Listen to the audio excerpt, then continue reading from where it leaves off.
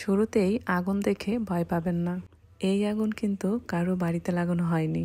এই আগুনগুলো লাগানো হয়েছে একটা বিষাক্ত প্রাণীর ওপর। আমিও কখনো দেখি নাই, এই প্রথম দেখেছি। সো আমার সাথে সাথে চলেন আপনারাও দেখে নিবেন।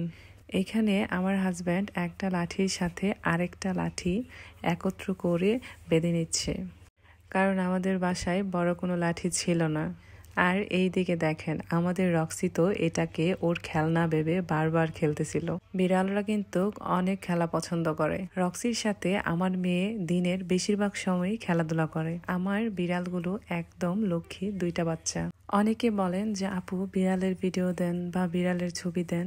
আসলে আমি যতবারই রক্সির ভিডিও বা ছবি শেয়ার করি ততবারই না রক্সি অসুস্থ হয়ে যায়। এই জন্য ওর ছবি বা ভিডিও দিতে ভালো লাগে না। যাই হোক, আসল কাহিনীটা বলি। কাহিনীটা হচ্ছে আমাদের বাসার একদম লাগানো পাশের একটা বাসাতে এক ধরনের পোকা, যেটাকে মৌমাছি বা ব্যামরোল মনে হয় বলে, আমি সঠিক নাম জানি না, আমাদের এদিকে এটাকে অন্য নামে বলে। বেশ কিছুদিন যাবৎ এই পোকাটা আমাদের বাসায় আসতেছে, প্রত্যেক দিন 4টা-5টা করে। এক প্রকারের আমরা এই পোকাটার উপর অনেক বিরক্ত হয়ে গিয়েছি। আর এই পোকাটা অনেক রিস্ক, যদি একবার কামড় দেয় তাহলে তো 2 দিন পর্যন্ত কান্নাকাটি করতে হবে। এই যে এটা হলো সেই বিষাক্ত পোকা। আপনারা হয়তো অনেকেই এই পোকাটাকে চিনবেন, কিন্তু এটা কিভাবে মারতে হয় সেটা হয়তো জানেন না, কিন্তু আমার ভিডিওটা দেখে জেনে নেবেন। শুরুতে এখানে কম ছিল, কিন্তু আস্তে আস্তে এখানে অনেকগুলো হয়ে গিয়েছে। ভিতরেও অনেকগুলো ছিল। আগুন দেওয়ার পর পরে আস্তে আস্তে বের হয়ে আসছে ভিতর থেকে। আর এইগুলো আমি যতটুকু শুনেছি অল্প একটু থেকে অনেকগুলো হয়ে যায়। এখন বাইরে থেকে নেটগুলো খুলে নিব, কারণ নেটগুলোর জন্য ঠিকভাবে আগুন দেওয়া যাবে না। আমাদের বাসায় যেহেতু বিড়াল, তাই আমাদের বাসার প্রত্যেকটা জানালা এবং বারান্দাতে এরকম নেট দেওয়া, যেন আমাদের বিড়ালগুলো বাইরে না যেতে পারে। এখন ওই লাঠিটার মাথায় অনেকগুলো কাপড় পেঁচিয়ে ভালো করে বেঁধে দিচ্ছে। তারপর কেরোসিন দিয়ে এখানে আগুন জ্বালাবে।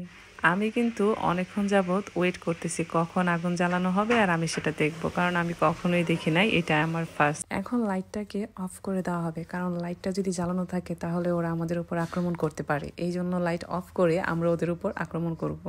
ভাই রে ভাই, এই পোকাগুলো এত বিষাক্ত।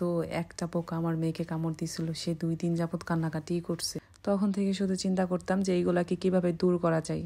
তারপর ইউটিউব দেখে এই আইডিয়াটা আসলো মাথায়। তারপর নিজে সেটা চেষ্টা করল।